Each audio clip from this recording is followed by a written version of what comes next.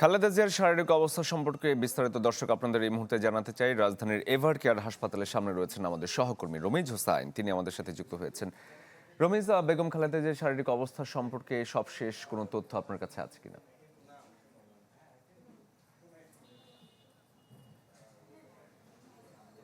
শরীফ 12:30টার দিকে BNP chairperson Khaleda জিয়ার যিনি ব্যক্তিগত চিকিৎসক আছেন ডাক্তার জাহিদ, তিনি এখানে ব্রিফ করবেন এবং সবশেষ তথ্য যদি বলি, তার চিকিৎসা ব্যবস্থা কিন্তু অপরিবর্তিত রয়েছে এবং কালার এক্সপার্ট জর্জ স্যাপ এবং মাইল্ড অন হ্যান্ডস টেকনোলজি সমৃদ্ধ অরিক্স ক্রিস্টাল ওয়াশ আপনার লন্ড্রি এক্সপার্ট।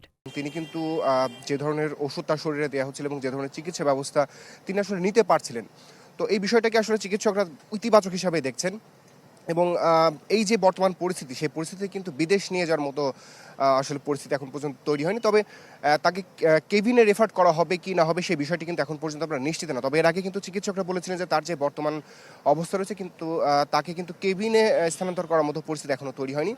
যেহেতু আজকে কিছুক্ষণের মধ্যেই ডাক্তার জাহিদ তার চিকিৎসার সব কিছু আসলে খুঁটিনাটি বিষয় আমাদের জানাবেন, তো তার পরে আসলে আপনার মাধ্যমে দর্শকদের জানাতে পারবো যে তার এখন আসলে কি অবস্থা। তবে সবশেষ তথ্য যদি শরীফ বলি, তিনি চিকিৎসক যে ধরনের চিকিৎসা তাকে দিচ্ছেন এবং যে ধরনের ওষুধ তাকে দিচ্ছেন সেই চিকিৎসা তিনি নিতে পারছেন এবং এই বিষয়টাকে অবশ্যই চিকিৎসকরা তাকে ইতিবাচক হিসাবেই দেখছেন।